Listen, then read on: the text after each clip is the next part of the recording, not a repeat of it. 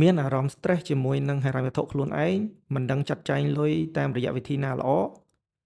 នៅក្នុងវីដេអូនេះខ្ញុំនឹងណែនាំពីច្បាប់ហិរញ្ញវត្ថុទាំង7ដែលយើងគ្រប់គ្នាគួរតែយល់ដឹងដើម្បីការពារកុំឲ្យយើងធ្លាក់ចូលទៅក្នុងបំណុលក៏ដូចជាភាពក្រីក្របានអញ្ចឹងចាប់ផ្ដើមទី1គឺច្បាប់72ច្បាប់នេះគឺជារូបមន្តដើម្បីគណនាថាតើលុយរបស់អ្នកទាំងអស់គ្នានឹងកើន2ដងក្នុងរយៈពេលប៉ុន្មានឆ្នាំទៅតាមអត្រាដែលគិតជាភាគរយទទួលបានពីការកើនឡើងនៃសាច់ប្រាក់របស់យើងតាមរយៈការវិនិយោគក្តីឬក៏ដាក់យកលុយនៅក្នុងធនាគារក្តីឧទាហរណ៍ថាយើងមានលុយ$5000ហើយយកទៅដាក់ Fixed Deposit នៅក្នុងធនាគារមួយដែលបានអត្រាការប្រាក់5%ជាមធ្យមប្រចាំឆ្នាំអញ្ចឹងសំណួរសួរថាតើពេលណាទៅដែលលុយ$5000របស់យើងនឹងក្លាយទៅជា$10000អញ្ចឹងតាមការគណនានេះគឺយើងប្រើពេល14.4ឆ្នាំដោយយក72ចែកជាមួយនឹងអត្រាការប្រាក់5%ដែលជារយៈពេលធ្វើឲ្យលុយរបស់យើង double បានអញ្ចឹងដើម្បី double បានលឿនអញ្ចឹងទាល់តែបងប្អូនរើសយក investment ណាដែលផ្ដល់អត្រាការប្រាក់កើនឡើងនៃសាច់ប្រាក់នោះខ្ពស់ទៅតាមនឹងដែរច្បាប់ទី2គឺជាច្បាប់50-30-20ច្បាប់នេះគឺជាច្បាប់ប្រើប្រាស់ដើម្បីបែងចែកចំណូលរបស់បងប្អូនទៅលើចំណាយ50%ត្រូវប្រើប្រាស់ដើម្បីភាពចាំបាច់ក្នុងការរស់នៅឧទាហរណ៍ម្ហូបអាហារឈ្នួលផ្ទះឡាក់30%ទៀតហ្នឹងគឺយើងអាចប្រើប្រាស់សម្រាប់ដំណើរកម្សាន្តឬក៏ទិញរបស់ប្រើប្រាស់ទៅតាមចំណង់ចំណូលចិត្តរបស់យើង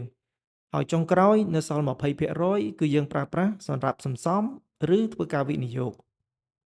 បើគិតតាមច្បាប់នេះអ្នកដែលមានប្រាក់ខែ$1000ក្នុងមួយខែគឺប្រើប្រាស់លុយ$500លើការចាយវាយចាំបាច់ប្រចាំថ្ងៃហើយអាចប្រើប្រាស់លុយ$300ទៀតទុកទិញសម្ភារៈស៊ីវិល័យថ្មីៗទៅតាមចំណង់ចំណូលចិត្តរបស់គាត់បានហើយ$200ដាច់ខាតគឺសម្រាប់សន្សំវិនិយោគឬទុកយកការប្រាក់ក្នុងធនាគារច្បាប់ទី3គឺច្បាប់24-10ច្បាប់នេះគឺសម្រាប់អ្នកចង់បង់រំលោះឡានហើយមិនខ្វល់ថាឡានប្រភេទណាទេអ្នកត្រូវតែមានលុយយ៉ាងហោចណាស់20%នៃតម្លៃឡាននោះហើយត្រូវរំលោះរយៈពេលយ៉ាងច្រើន4ឆ្នាំធ្វើយ៉ាងណាកុំឲ្យចំណាយប្រចាំខែរបស់វាលើសពី10%នៃចំណូលរបស់យើងច្បាប់នេះអាចយកទៅប្រើលើការរំលោះផ្សេងៗទៀតបានដោយអ្នកទាំងអស់គ្នាអាចធ្វើការផ្លាស់ប្ដូរលេខទៅតាមនោះធ្វើយ៉ាងណាឲ្យសមស្របតាមហិរញ្ញវត្ថុរៀងៗខ្លួនច្បាប់ទី4គឺច្បាប់ 3x Rent ច្បាប់នេះគឺមានសារៈសំខាន់ប្រសិនបើយើងចង់ជួលអចលនទ្រព្យណាមួយត្រូវធានាថាចំណូលរបស់យើងត្រូវធំជាង3ដងនៃតម្លៃអចលនទ្រព្យនោះឧទាហរណ៍ថាយើងមានចំណូល$1200ក្នុងមួយខែយើងអាចជួលខុនដូឬក៏ផ្ទះល្វែងក្នុងតម្លៃត្រឹមតែ$400ក្នុងមួយខែប៉ុណ្ណោះធ្វើបែបនេះដើម្បីធានាបាននៅនិរន្តរភាពនៃចំណាយក្នុងការជួលរបស់យើងច្បាប់នេះក៏មានប្រយោជន៍ដែរសម្រាប់អ្នកដែលមានអចលនទ្រព្យសម្រាប់ជួលបើយើងដឹងថាអ្នកជួលរបស់យើងមានចំណូលដែលធំជាង3ដងនៃតម្លៃជួលនោះយើងប្រកាសណាស់ថាគាត់អាចមានលទ្ធភាពបង់ថ្លៃជួលប្រចាំខែមកយើងវិញនិងទៀងទាត់ច្បាប់ទី5គឺច្បាប់ 3x 6x ច្បាប់នេះចំពោះខ្ញុំគិតថាពិតជាមានសារៈសំខាន់មែនទែនគឺត្រូវមានលុយក្នុងខ្លួនដែលអាចទប់ជីវភាពរស់នៅរយៈពេល3ទៅ6ខែក្នុងពេលដែលមានអាសន្នណាមួយកើតជាយថាហេតុឧទាហរណ៍ថាក្នុងគ្រួសាររបស់យើងត្រូវការចំណាយ$500ក្នុងមួយខែដូច្នេះ Emergency Fund នេះត្រូវមានចន្លោះពី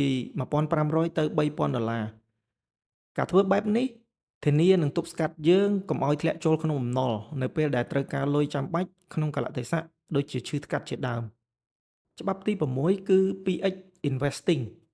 ច្បាប់នេះជាច្បាប់ដាស់តឿននិងរំលឹកអ្នកទាំងអស់គ្នាព្រោះក្នុងច្បាប់នេះបើអ្នកទាំងអស់គ្នាចាយ$200ទៅលើភាពស៊ីវិល័យក្នុងការរស់នៅ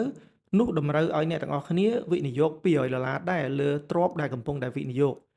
ឬបើអត់មានអីវិនិយោគត្រូវសន្សំ$200នៅក្នុងគង់ធនាគារច្បាប់ទី7គឺច្បាប់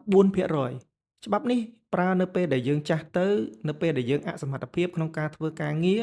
និងដល់វ័យមួយដែលចង់ចូលនិវត្តន៍យើងពិនិត្យមើលលុយសរុបចុងក្រោយរបស់យើងហើយជារៀងរាល់ឆ្នាំយើងអាចដក4%នៃលុយនោះហើយច្បាប់នេះធានាបានថាយើងមិនខ្វះលុយចាយទេនៅពេលដែលយើងចាស់ទៅឧទាហរណ៍ថាលុយសរុបចុងក្រោយរបស់យើងនៅពេលដែលយើងអាយុ60ហើយចង់ចូលនិវត្តន៍នឹងមាន $200,000 អញ្ចឹង 4% របស់វាគឺ 8,000 អញ្ចឹងយើងពិនិត្យទៅថាចំនួនទឹកលុយ 8,000 នេះយើងអាចចាយក្នុងរយៈពេល1ឆ្នាំគ្រប់អត់? បើគ្រប់ បានន័យថាយើងអាចចូលនិវត្តន៍ដោយមិនចាំបាច់ភ័យខ្លាចរឿងអត់លុយឡើយ ជាចុងក្រោយខ្ញុំសង្ឃឹមថាច្បាប់ហិរញ្ញវត្ថុទាំង 7 នេះអាចជាផ្នែកតូចមួយជួយអ្នកទាំងអស់គ្នាក្នុងការចាត់ចែងសាច់ប្រាក់ ក៏ដូចជាការពារកុំឲ្យធ្លាក់ចូលក្នុងបំណុល